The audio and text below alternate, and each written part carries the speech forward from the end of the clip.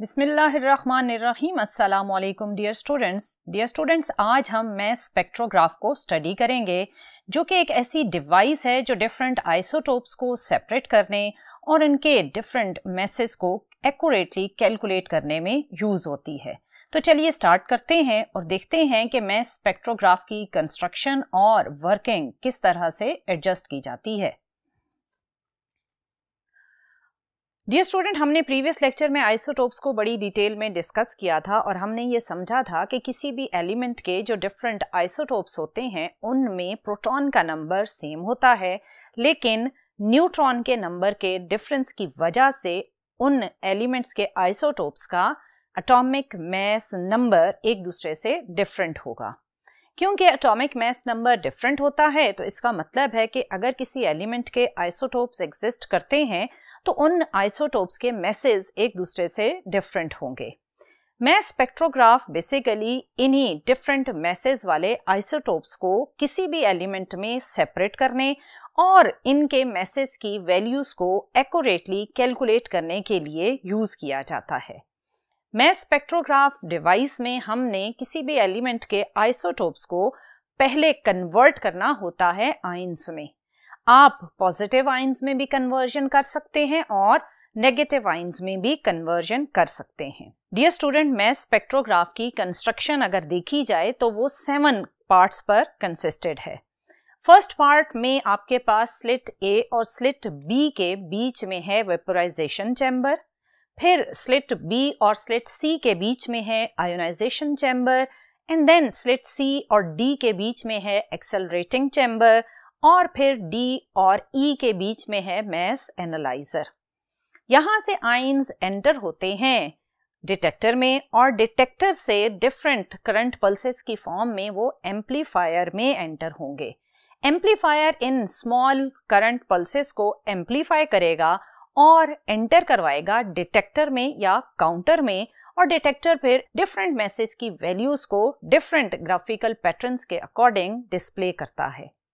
यहाँ से हमें ये पता चलता है कि किस मैस की अबंडेंस ज़्यादा है, किस मैस की अमाउंट ज़्यादा या कम है। सो ये तो था कि ओवरऑल आपके पास कितने कंपोनेंट्स हैं। अब इसमें जो फर्स्ट चैम्बर था जिसे आपने कहा था वेपोराइजेशन चैम्बर, इसके साथ अटैच्ड होती हैं हीटिंग कॉइल्स, और ये हीटिंग कॉइल्स एंटर होने वाले लिक्विड या सॉलिड आइसोटोप्स को हीट अप करता है, वेपराइज करता है। वेपराइज होने के बाद ये स्लिट बी में से क्रॉस करते हुए एंटर हो जाते हैं आयोनाइजेशन चैम्बर में। आयोनाइजेशन चैम्बर में आपके पास एक इलेक्ट्रॉन गन अटैच्ड होती है और ये इलेक्ट्रॉन गन एंटर होने वाले आइसोटोप्स को आयोनाइज करती है, और इस आयोनाइजेशन के प्रोसेस में जो इलेक्ट्रॉन्स जनरेट होते हैं उनको बॉटम पर लगा हुआ एक इलेक्ट्रॉन कलेक्टर जो कि पॉजिटिवली चार्ज्ड होता है वो अपनी तरफ अट्रैक्ट कर लेता है और वो इलेक्ट्रॉन आगे मूव नहीं करते और यहीं पर इस इलेक्ट्रॉन कलेक्टर में एब्जॉर्ब हो जाते हैं, और जो पॉजिटिव आयंस बनते हैं वो नेक्स्ट स्लिट में से क्रॉस करते हुए एक्सेलरेटिंग चैम्बर में एंटर होते हैं। और इस एक्सेलरेटिंग चैम्बर में आपको स्लिट S1 और स्लिट S2 नजर आएगी जो कि एक पोटेंशियल V के साथ अटैच्ड होती है। यहाँ पर आपका जो S1 और S2 प्लेट्स पर चार्ज होता है वो उनकी इनर साइड पर डिस्ट्रीब्यूटेड होता है। जैसे ही पॉजिटिव आयंस इसमें एंटर होंगे तो स्लिट S1 की इंटरनल सरफेस क्योंकि पॉजिटिवली चार्ज्ड होती है, सो वो positively charged surface positive ions को रिपेल करेगी, और स्लिट S2 की इंटरनल साइड नेगेटिवली चार्ज्ड है, सो वो आयंस को अट्रैक्ट करेगी। सो यहाँ पर स्लिट S1 और S2 के साथ जो पोटेंशियल डिफरेंस अटैच्ड है उसने एक इलेक्ट्रिक फील्ड जनरेट किया, और ये इलेक्ट्रिक फील्ड आयंस को एक्सेलरेट करता है, उनको एक काइनेटिक एनर्जी प्रोवाइड करता है। यहाँ से आयंस काइनेटिक एनर्जी गेन करते हुए मैस एनालाइजर वाले चैम्बर में एंटर हो जाते हैं। यहाँ पर मैग्नेटिक फील्ड परपेंडिकुलरली अटैच्ड की जाती है। जब उस मैग्नेटिक फील्ड में से पॉजिटिव आयंस परपेंडिकुलरली क्रॉस करते हैं तो मैग्नेटिक फील्ड उन पॉजिटिव आयंस पर एक्सर्ट करती है मैग्नेटिक फोर्स, और इस मैग्नेटिक फोर्स की वजह से different message different deflections show करते हैं। जो हेवियर मैसेज होते हैं वो स्लाइटली डिफ्लेक्ट होते हैं, और जो लाइटर मैसेज होते हैं वो ज़्यादा डिफ्लेक्ट हो जाते हैं। और डिफरेंट डिफ्लेक्शन के सर्कुलर पाथ्स में या सेमी सर्कुलर पाथ में मूव करते हुए ये आयंस डिफरेंट टाइमिंग्स के साथ एंटर होते हैं डिटेक्टर में। ये टाइमिंग डिफरेंट इसलिए होती हैं कि डिफरेंट मैसेज की डिफ्लेक्शन डिफरेंट होती है। सो डिफरेंट डिफ्लेक्शन की वजह से उनकी पाथ लेंथ भी एक दूसरे से डिफरेंट होगी। सो टाइमिंग्स में डिफरेंस आएगा और डिफरेंट टाइमिंग्स के साथ वो डिटेक्टर में एंटर हुए। डिटेक्टर में एंटर होने के बाद ये डिफरेंट मैसेज एम्पलीफायर में एंटर होंगे। एम्पलीफायर आने वाली पल्सेस को एम्पलीफाई करके काउंटर या डिटेक्टर को देगा। काउंटर आने वाले डिफरेंट मैसेज की जो काउंट रेट्स हैं उनको उनके डिफरेंट मैसेज की डिफरेंट अमाउंट्स के अकॉर्डिंग ग्राफिकली डिस्प्ले करेगा, जिससे आपको ये पता चलेगा कि आने वाले आइसोटोप्स के कितने मैसेज हैं और किस मैस की अमाउंट ज़्यादा है और किस मैस की अमाउंट उसमें कम है। सो डियर स्टूडेंट, ये तो था एक detailed structure of mass spectrograph, लेकिन हमारी बुक्स में इतनी detailed explanation about the construction of mass spectrograph नहीं है। हमारी बुक्स में जो इसकी कंस्ट्रक्शन की डायग्राम है वो कुछ इस तरह से है। ये भी थोड़ी रफ सी डायग्राम है, अगर हम इसको क्लियरली समझना चाहें तो ये कुछ इस तरह से एक्सप्लेन की जाएगी। इसमें जो आपका आयनिक सोर्स है, एक्चुअली ये आयनिक सोर्स आपके पास जो अभी मैंने डिटेल बताई थी, वेपराइजेशन चैम्बर और उसके बाद था आयोनाइजेशन चैम्बर। ये आयन सोर्स उन्हीं दोनों चैम्बर्स पर कंसिस्टेड है। उन दोनों चैम्बर्स में से होते हुए जब आयंस स्लिट S1 और स्लिट S2 में एंटर होते हैं तो according to connected potential ions gain करते हैं काइनेटिक एनर्जी और वो मूव करते हैं from positive plate to negative plate. आपके पास स्लिट S2 तक जब वो आयंस पहुंचते हैं तो हमने एक magnetic field perpendicular to the velocity of ions एक वैक्यूम चैम्बर में एडजस्ट की हुई है। जैसे ही आयंस इस वैक्यूम चैम्बर में एंटर होते हैं तो मैग्नेटिक फील्ड क्योंकि इनकमिंग आयंस की वेलोसिटी के परपेंडिकुलर है तो मैग्नेटिक फील्ड एक मैक्सिमम मैग्नेटिक फोर्स इन आयंस पर एक्सर्ट करती है और आने वाले आयंस अपने डिफरेंट मैसेज की वजह से डिफरेंट डिफ्लेक्शन फील करेंगे। हेवियर मैसेज बिगर सर्कल में मूव करेंगे और lighter message smaller semi circles में मूव करेंगे।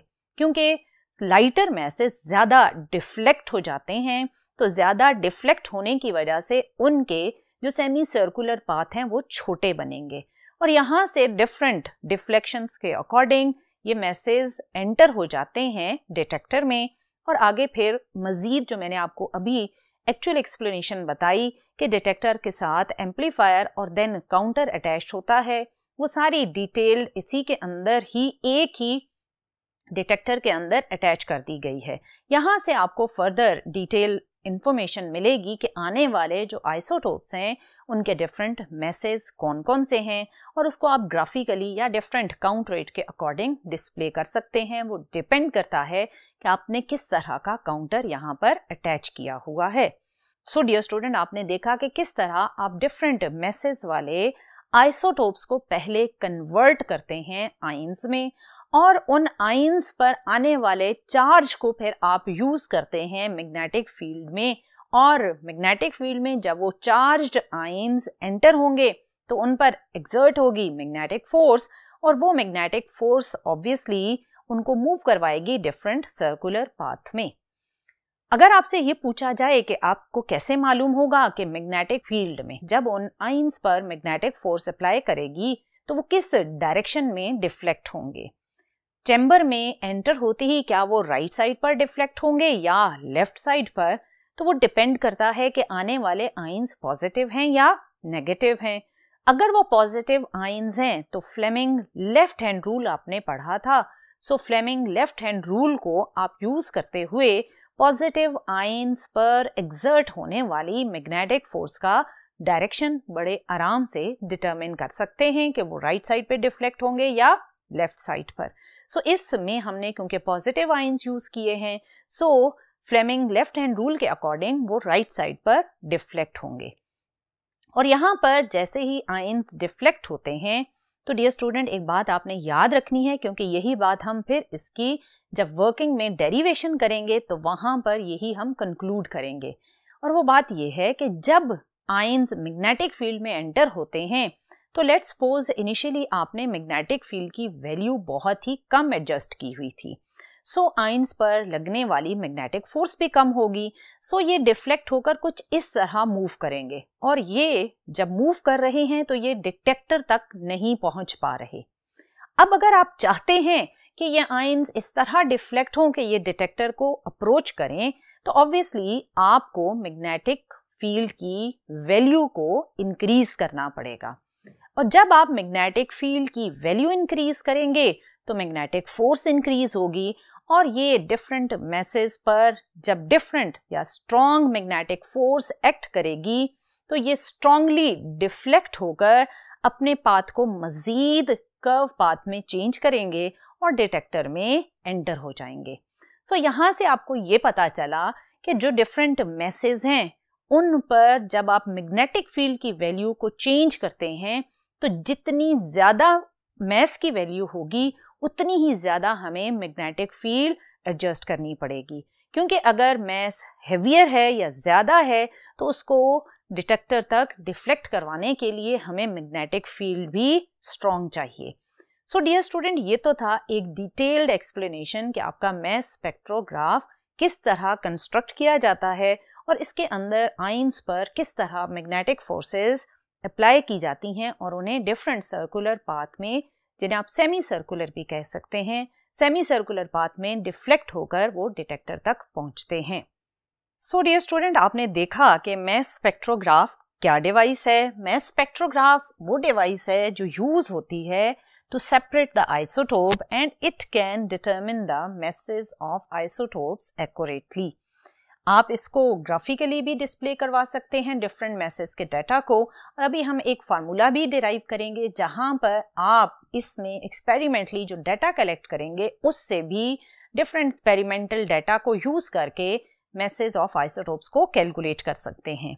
इसका प्रिंसिपल क्या है? इसमें आपने देखा कि आपने स्लिट S1 और S2 के बीच में यूज की एक पोटेंशियल या इलेक्ट्रिक फील्ड की वैल्यू और उसमें आयंस को एक्सेलरेट किया, और वहां से आयंस एक काइनेटिक एनर्जी गेन करते हुए किसमें एंटर हुए थे? मैग्नेटिक फील्ड में। So it uses electric and magnetic field to separate the isotope according to their masses, क्योंकि हर मैस पर लगने वाली मैग्नेटिक फोर्स उनको डिफरेंट डिफ्लेक्शन देती है, सो वो डिफरेंट पाथ्स अडॉप्ट कर लेते हैं, जिसकी वजह से आप आइसोटोप्स को उनके मैसेज के अकॉर्डिंग सेपरेट कर सकते हैं और डिटेक्ट कर सकते हैं। और इसकी कंस्ट्रक्शन में हमने जो 7 कंपोनेंट्स स्टडी किए अभी, पहला उसमें था वेपोराइजेशन चैम्बर, फिर वो एंटर हुए थे आयोनाइजेशन चैम्बर में, फिर आपने एक्सेलरेशन चैम्बर में एंटर करवाया, फिर मैग्नेटिक फील्ड वाला मैस एनालाइजर था, वहां से डिफरेंट आइसोटोप्स डिफ्लेक्ट होते हुए डिटेक्टर में एंटर हुए, डिटेक्टर में एंटर होने के बाद वो एम्पलीफायर में एंटर हुए थे, और एम्पलीफायर से वो एंटर हुए रिकॉर्डर या काउंटर में, जहां पर आपने देखा कि आपने कैसे डिफरेंट आइसोटोप्स की जो ग्राफिकल डिस्प्ले है वो ड्रॉ करनी है। सो डियर स्टूडेंट, ये तो था कि किस तरह मैस स्पेक्ट्रोग्राफ कंस्ट्रक्ट किया जाता है। अब जरा चलते हैं और देखते हैं कि इसकी जो वर्किंग है उसमें मैथमेटिकल वैल्यूज अगर आपने कैलकुलेट करनी है with the help of mathematical equations तो वो किस तरह की जाएंगी। तो चलिए वो देखते हैं। डियर स्टूडेंट, इसकी वर्किंग स्टार्ट करते हैं हम उस एंगल से जहां आपके पास स्लिट S1 से आयंस एक्सेलरेट होते हुए स्लिट S2 की तरफ गए। इस प्रोसेस में जो आपने potential difference V across slit S1 S2 apply किया था वो पोटेंशियल एनर्जी देगा आयंस को, और पोटेंशियल एनर्जी का मतलब है यहाँ पर कि उन आयंस पर वर्क परफॉर्म करेगा, और वो वर्क की वजह से एनर्जी गेन करते हुए, कौन सी energy gain? Kinetic energy gain करते हुए और पोटेंशियल एनर्जी को लूज करते हुए, अप्रोच करते हैं स्लिट S2 को। सो इसका मतलब ये कि जब वो S1 से S2 की तरफ जा रहे हैं तो there is loss in potential energy of ions and gain in kinetic energy of the ions. So यहाँ से हम इसकी वर्किंग का स्टार्ट लेंगे। सो जब आपने इसकी वर्किंग को स्टार्ट करना है तो आप लिखेंगे as the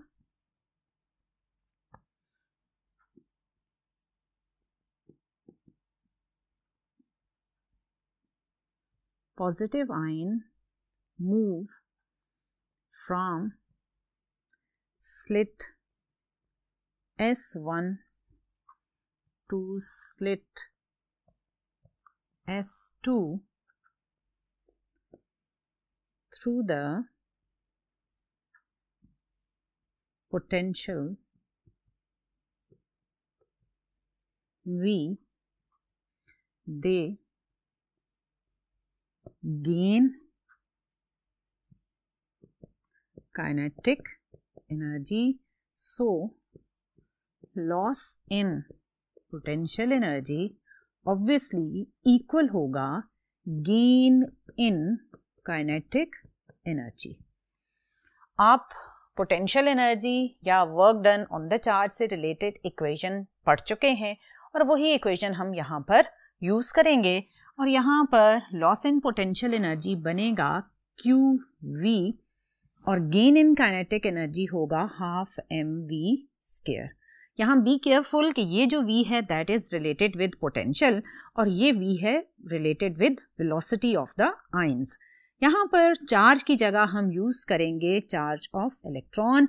EV is equal to half mv square. इस v को आप थोड़ा कैपिटल फॉर्म में लिख लें ताकि आपको ये कंफ्यूजन ना हो। यहाँ से आप वेलोसिटी की वैल्यू को सेपरेट करेंगे और आपके पास वेलोसिटी की इक्वेशन बनेगी 2ve। आप 2 लेफ्ट हैंड साइड पर शिफ्ट कर लें और m को आप यहाँ पर डिवाइड करें। क्योंकि इस साइड पर v स्क्वायर है तो आप दोनों साइड पर स्क्वायर रूट ले लें तो आपके पास वेलोसिटी की इक्वेशन कुछ इस तरह से बनेगी। ये आपके पास फर्स्ट इक्वेशन है which is related with the velocity of the ions.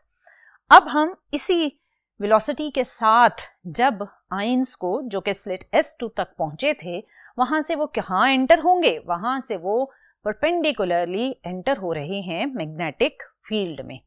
जैसे ही वो मैग्नेटिक फील्ड में एंटर होंगे तो मैग्नेटिक फील्ड उन पर लगाएगी मैग्नेटिक फोर्स और वो मूव करेंगे एक सर्कुलर पाथ में, जिसका मतलब है कि मैग्नेटिक फोर्स कन्वर्ट हो जाएगी सेंट्रीपिटल फोर्स में। क्योंकि सर्कुलर पाथ में मूव करने के लिए जो फोर्स रिक्वायर्ड है that force is called centripetal force और वो फोर्स प्रोवाइड कर रही है magnetic force.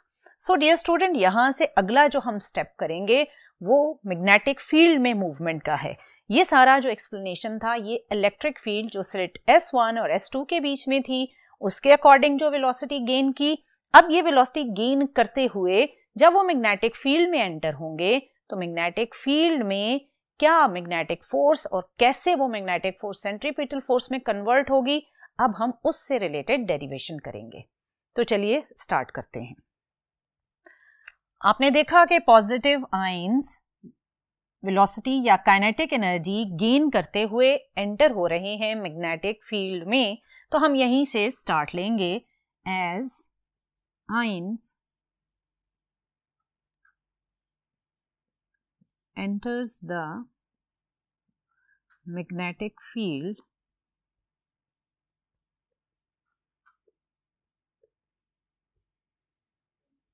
then magnetic field क्या exert करेगी? Magnetic force. Then magnetic force will provide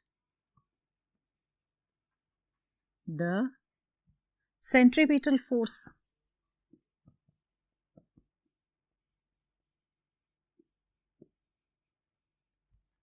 So magnetic force must be equal to centripetal force. Magnetic force का आपने formula पढ़ा था, QV V क्रॉस B। अगर आप इस फार्मूले को इस गिवन सिचुएशन पर इम्प्लीमेंट करें तो वेलोसिटी और मैग्नेटिक फील्ड में एंगल आपने देखा 90 डिग्री, तो QVB साइन 90 डिग्री, साइन 90 होता है 1, तो ये सिंपल होकर ये थी आपके पास मैग्नेटिक फोर्स की इक्वेशन। साइन 90 के अकॉर्डिंग जब आपने इसे सॉल्व किया तो सिंप्लीफाई होकर ये बन गई QVB।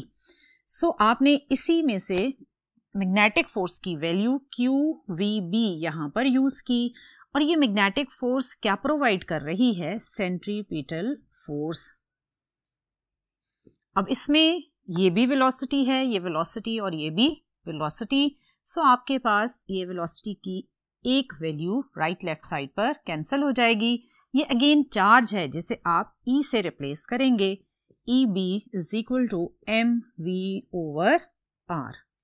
यहां से आप मैस की वैल्यू सेपरेट करेंगे, ये r आपका इस साइड पर आकर लेफ्ट साइड पर मल्टीप्लाई होगा, मैस के साथ जो टर्म वेलोसिटी की है वो डिनोमिनेटर में शिफ्ट हो जाएगी। ये आपके पास इक्वेशन नंबर 2 बनेगी। और आपने जो पहले इलेक्ट्रिक फील्ड में लॉस ऑफ पोटेंशियल एनर्जी और गेन इन काइनेटिक एनर्जी से वेलोसिटी की इक्वेशन डिराइव की थी, जिसे आपने इक्वेशन नंबर 1 कहा था, इस इक्वेशन नंबर 1 की वैल्यू को आप इस इक्वेशन 2 में पुट करेंगे तो आपके पास इस इक्वेशन में कुछ ऐसे चेंज आएगा।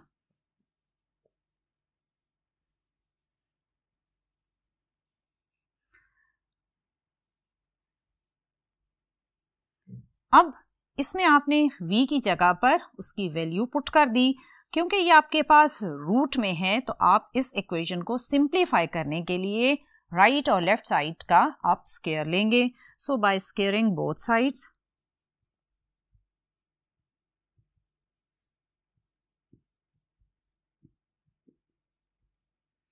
जब आप स्क्वायर करेंगे तो आपके पास लेफ्ट साइड पर होगा m स्क्वायर, इस साइड पर e square b square r square divided by आपका ये जो रूट है ये क्या हो जाएगा? ख़त्म हो जाएगा और आपके पास सिंपली 2ve बाय m।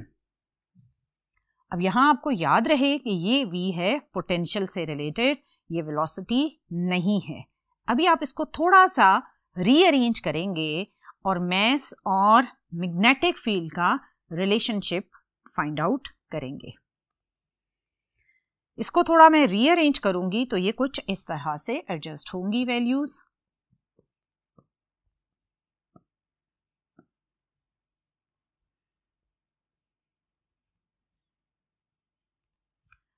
यहां पर आपके पास m और m की एक वैल्यू कैंसिल हो जाएगी, यहां से चार्ज ऑफ इलेक्ट्रॉन की भी एक एक वैल्यू कैंसिल हो जाएगी।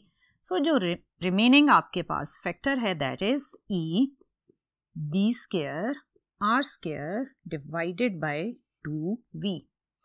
इसमें आप b स्क्वायर को थोड़ा सेपरेट करें तो ये जो ब्रैकेट में आपके पास फैक्टर है ये एक गिवन मैस के लिए कांस्टेंट फैक्टर होगा, क्योंकि हर मैस अपने मैस की वैल्यू के अकॉर्डिंग एक रेडियस बनाएगा जो कि आपको सेमी सर्कल में दिखाया गया था। और इसमें charge of electron obviously 1.6 10 to power -19 और ये वो पोटेंशियल होगा जो आपने इलेक्ट्रिक फील्ड पर अप्लाई किया होगा। सो इस इक्वेशन में जो ब्रैकेट के अंदर टर्म है उसकी सारी वैल्यूज एक गिवन मैस के लिए कांस्टेंट हैं। सो मैस आपके पास प्रोपोर्शनल हो जाएगा b स्क्वायर के। सो डियर स्टूडेंट, आपने देखा कि किस तरह आप डिफरेंट मैग्नेटिक फील्ड की वैल्यूज को एडजस्ट करके मैसेज को डिफ्लेक्ट करवा सकते हैं।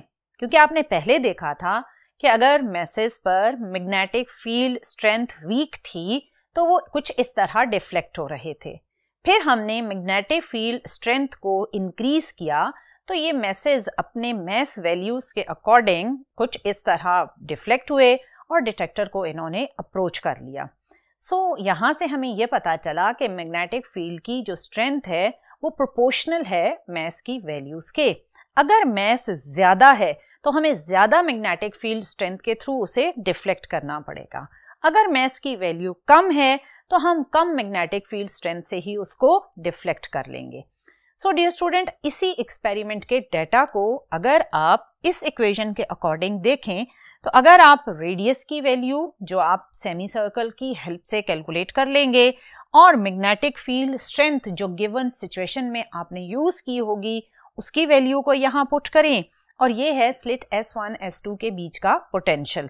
सो अगर आप ये 3 डेटा वैल्यूज यहाँ पर पुट करते हैं तो आप बड़े आराम से charge to mass ratio calculate कर सकते हैं, क्योंकि चार्ज टू मास रेशो की यहाँ से आपके पास इक्वेशन बनेगी V डिवाइडेड बाय BR। सो इस पोटेंशियल, मैग्नेटिक फील्ड स्ट्रेंथ और रेडियस ऑफ सेमी सर्कल को यूज करते हुए आप इसी एक्सपेरिमेंट से चार्ज टू मास रेशो की वैल्यू को कैलकुलेट कर सकते हैं। सो डियर स्टूडेंट, आपने अगर अपनी बुक में साइड इंफॉर्मेशन में देखा हो तो वहां पर आपको नियॉन के डिफरेंट ग्राफिकल पैटर्न के अकॉर्डिंग आइसोटोप की वैल्यूज को दिखाया गया है, जिसमें आप देख रहे हैं कि जो आइसोटोप जिसके मैस नंबर की वैल्यू 20 है वो सबसे ज़्यादा अमाउंट में पाया जाता है, और बाकी जो 21 और 22 वैल्यूज़ वाले हैं उनकी अमाउंट बहुत ही कम है। सो यहाँ से हमें ये पता चला कि आप ग्राफिकल डिस्प्ले के थ्रू डिफरेंट आइसोटोप्स की जो अबंडेंस है, जो अमाउंट है, उसको भी ऑब्जर्व कर सकते हैं। सो डियर स्टूडेंट, ये तो था कि मैस स्पेक्ट्रोग्राफ किस तरह कंस्ट्रक्ट किया जाता है और किस तरह उसके इलेक्ट्रिक और मैग्नेटिक फील्ड में वर्किंग बिहेवियर्स होते हैं। इंशाल्लाह आने वाले लेक्चर में हम मज़ीद रेडियो एक्टिविटी को भी डिस्कस करेंगे। टिल देन, अल्लाह हाफिज़।